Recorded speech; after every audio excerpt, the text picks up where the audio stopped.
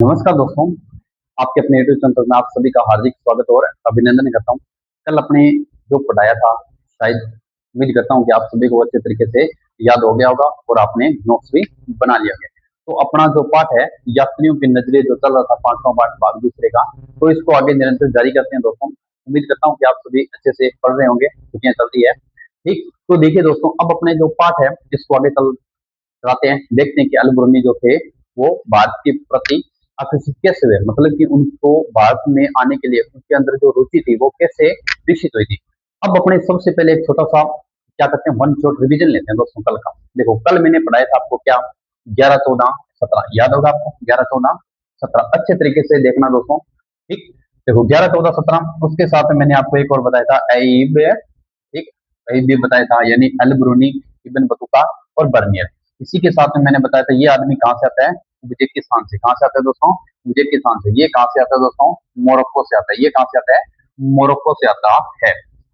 और ये आदमी है जो, ये कहाँ से आता है दोस्तों, ये आता है अपने फ्रांस से। इसका नाम भी क्या था, फ्रांसवा बर्नियर था। ठीक, पहला आदमी अल बिरूनी, दूसरा इब्न बतूता, तीसरा कौन आता है, फ्रांसवा बर्नियर। कहाँ से आता है, उज्बेकिस्तान से। ये कहाँ से आता है, मोरक्को से। और ये कहाँ से आता है, फ्रांस से आता है। इसने किस भाषा में ग्रंथ लिखा था दोस्तों, अरबी भाषा में ग्रंथ लिखा था। और इसने भी किस भाषा में लिखा था, अरबी भाषा में ग्रंथ लिखा था। और इस आदमी ने जो ग्रंथ लिखा था वो किस भाषा में लिखा था दोस्तों, फ्रेंच भाषा के अंदर ग्रंथ लिखा था। इसी के साथ में अपने एक और पढ़ के आए थे, एल ब्रूनी का सामान्य सा परिचय। इसका जन्म कब होता है, 973 ईस्वी के अंदर होता है। कहाँ होता है, ख्वारिज़म में होता है। ख्वारिज़म में होता है, ख्वारिज़म। और ये ख्वारिज़म वही है जो क्या था, महत्वपूर्ण शिक्षा का केंद्र था। और इसी ख्वारिज़म के ऊपर दोस्तों 1017 ईस्वी के अंदर किसने आक्रमण किया था, ये आप कमेंट बॉक्स में मेरे को बताओगे। ठीक, और जिस आदमी ने आक्रमण किया था उसने 1025 ईस्वी के अंदर अपने भारत देश का एक मंदिर, अपने भारत देश में एक मंदिर है, उस मंदिर को भी लूटा था। यानी सोने से बना हुआ मंदिर था। मतलब कि जो ये आदमी था ये क्या था दोस्तों, एक लुटेरा था। क्या था ये, क्या, एक लुटेरा था, छोटा मोटा लुटेरा था। ठीक है, इसने जिस मंदिर को लूटा वो और कौन आदमी था वो आप मेरे को कमेंट बॉक्स में बताओगे।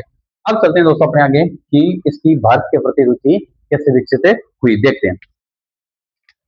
देखिए दोस्तों, हो गया। अब चलो आगे।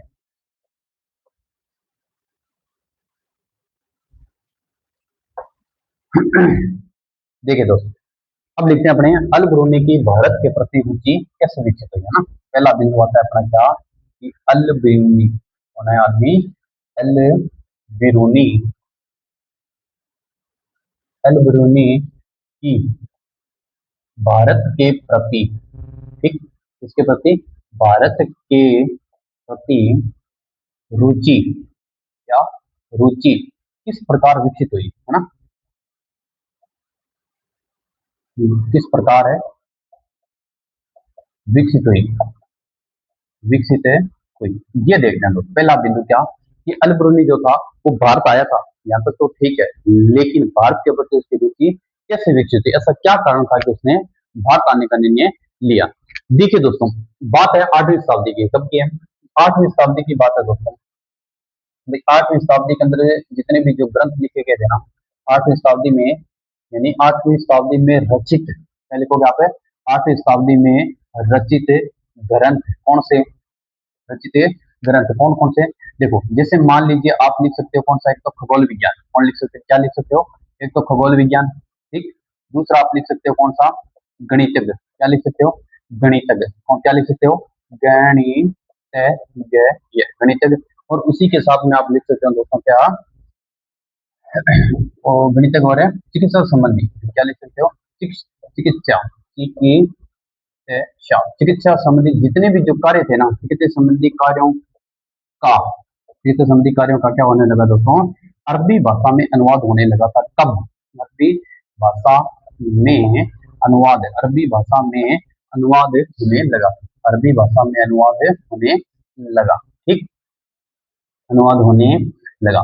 पहला बिंदु तो ये याद रखोगे भाई, 8वीं सदी में रचित संस्कृत, 8वीं सदी में रचित ग्रंथ कौन से, संस्कृत ग्रंथ, ये लिख लेना दोस्तों। ठीक है, कौन सा ग्रंथ है, संस्कृत। कौन सा, खगोल विज्ञान, गणित, ठीक, खगोल विज्ञान, गणित, शिक्षा संबंधी जितने भी जो कार्य थे ना, ये क्या होने लगा, धीरे धीरे इनके जो थे उनका अरबी भाषा में अनुवाद होने लगा था। ठीक है दोस्तों, अब आता है कि अल ब्रूनी ने क्या किया था, पता है क्या, अल ब्रूनी जो था ना, अल ब्रूनी इसने क्या किया दोस्तों, जो पुरोहित थे यानी ब्राह्मण पुरोहित थे और जो विद्वान थे उनके साथ में ये रहने लग गया था। ठीक है, कई वर्ष बिताए थे इसने। आप लिख सकते हो कि एल बिरूनी ने एल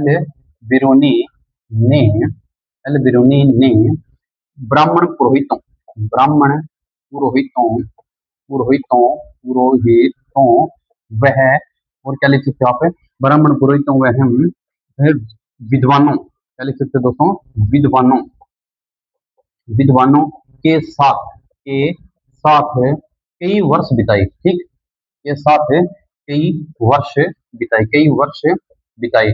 ठीक, वर्ष बिताई। अब एक बात सुनिए दोस्तों, बिताए। ठीक, तो जो आदमी जिस देश में रहेगा ना वैसी ही संस्कृति सीखेगा, मतलब कि जो जैसा देश वैसा देश, आपने सुना होगा। तो इसने क्या किया, अल बिरूनी जो था ना ये बहुत इंटेलिजेंट आदमी था, शिक्षित आदमी था। ठीक, इसने क्या किया, ब्राह्मण पुरोहितों और विद्वानों के साथ में कई वर्ष बिताए, मतलब काफी लंबे समय तक इनके साथ में रहा था। और रहने के बाद में इसने क्या किया दोस्तों, एक ज्ञान की प्राप्ति की थी। जैसे मतलब इसने क्या किया, उनके धर्म के बारे में जाना। ठीक, उनके धर्म के बारे में जाना।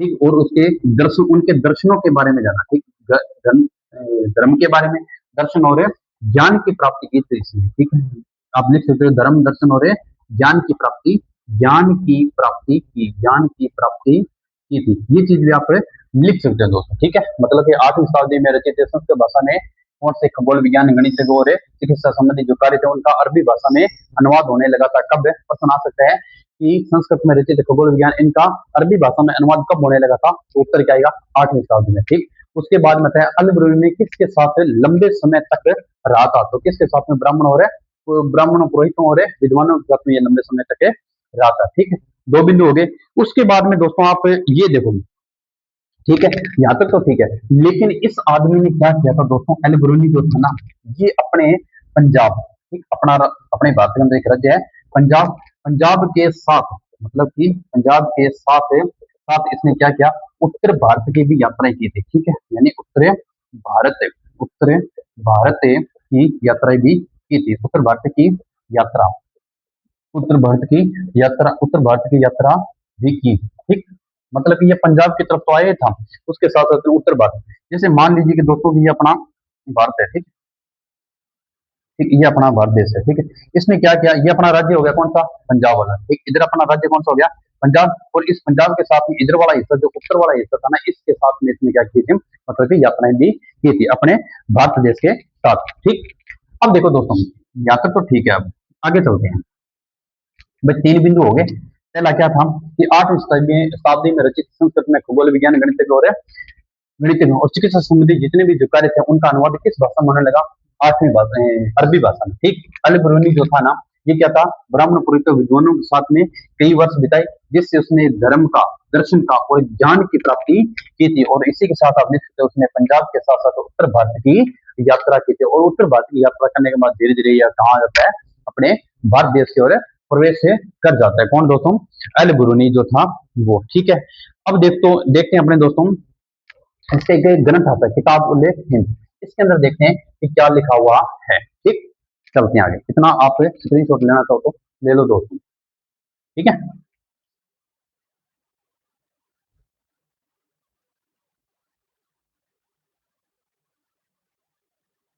हो गया, चलो। अब देखो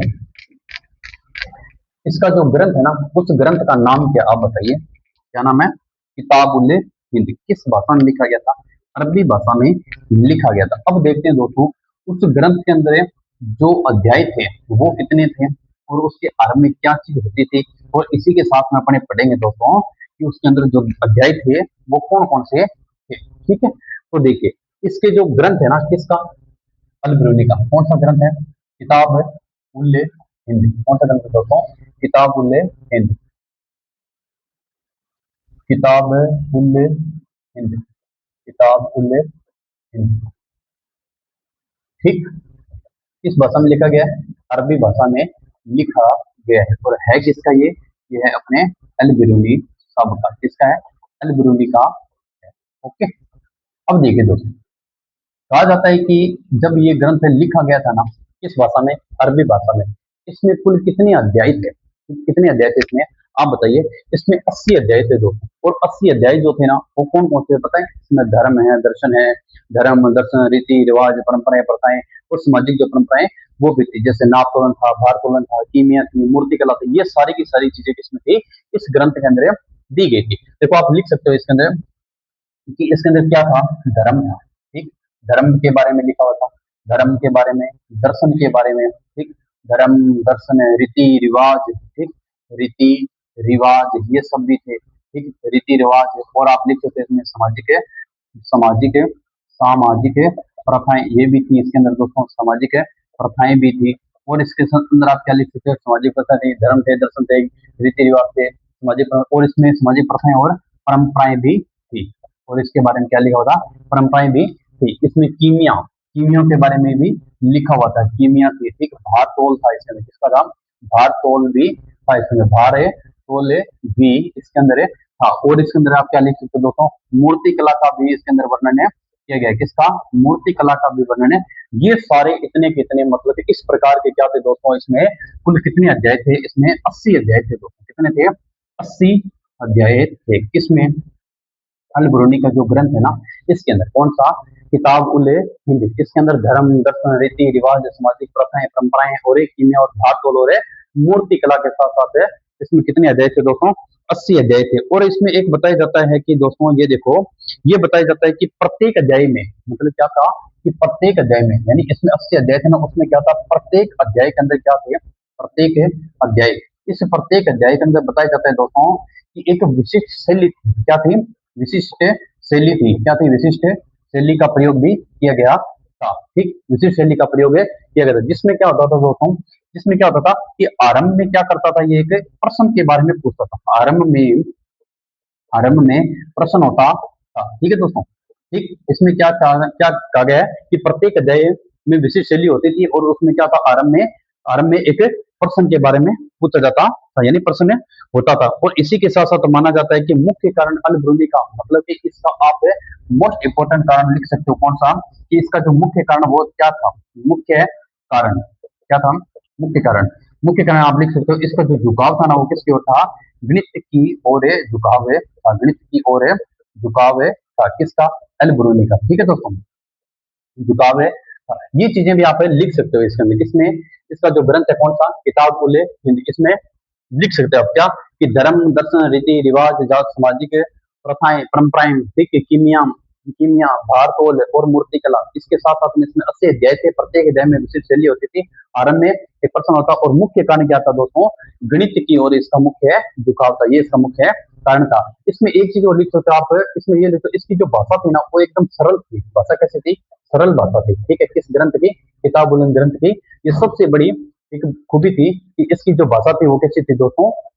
सरल थी, ठीक है, विशेष शैली में देखा प्रश्न प्रश्न होता था, और इसमें कहा जाता है कि इसने जो ग्रंथ लिखा था ना, आप ये चीज बताइए कि यहाँ तक तो ठीक है, मतलब कि इसने जो ग्रंथ लिखा था वो किन के लिए लिखा था? आप इसमें ये भी चीज लिख सकते हो कि इसने जो ग्रंथ लिखा था ना वो सीमांत यानी उपमहाद्वीप उप महाद्वीप उप महाद्वीप के उपमहाद्वीप के सीमांत क्षेत्र में, सीमांत क्षेत्र में रहने वाले कौन है? रहने वाले लोगों के लिए लिखा था, रहने वाले लोगों के लिए लिखा था, के लिए लिखा था, ये भी आप इसमें बता सकते हो दोस्तों, ठीक है। किताब उल हिंद के बारे में, यानी किताब के अंदर जो आपकी इतिहास के बुक में लिखा हुआ है किताब उल हिंद और अल ब्रूनी, जिसके अंदर ये सारा किताब में लिखा था वो मैंने आपको बता दिया, ठीक है। देखो क्या था? धर्म दर्शन रीति रिवाज सामाजिक परंपराएं और कीमिया बात और मूर्ति, ठीक, 80 अध्याय थे, प्रत्येक अध्याय में विशिष्ट शैली होती, इसकी भाषा कैसी थी? सरल थी, आरंभ में क्या होता था? प्रश्न होता था, मुख्य कारण यानी इसका झुकाव जो था वो किसकी ओर था? गणित की ओर था। इसमें जो ग्रंथ लिखा था ये क्या था? उपमहाद्वीप के सीमांत क्षेत्र में, ठीक, ध्यान रखना, ये सीमांत क्षेत्र में रहने वाले जो लोग थे उनके लिए लिखा गया था। कौन सा ग्रंथ है? किताब उल हिंद ग्रंथ लिखा था, ठीक है। अब इसमें कहा जाता है कि दोस्तों कि दंत कथाओं यानी दंत कथाओं से लेकर खगोल विज्ञान तक की भी इसके अंदर जानकारी मिलती है, दंत कथाओं से लेकर के खगोल विज्ञान के तक की जानकारी, ये भी एक आप बिंदु लिख सकते हैं इसी के साथ साथ, ठीक है दोस्तों। ये इसका जो ग्रंथ था किसका? किताब उल हिंद, किसका था ग्रंथ है ये ग्रंथ अपने अल ब्रूनी का, ठीक है, नहीं हाँ अल ब्रूनी का, ठीक, ठीक है, ये हो गया पूरा कंप्लीट। कौन है? अल ब्रूनी कंप्लीट हुआ। अब देखते हैं दोस्तों आपकी किताब के अंदर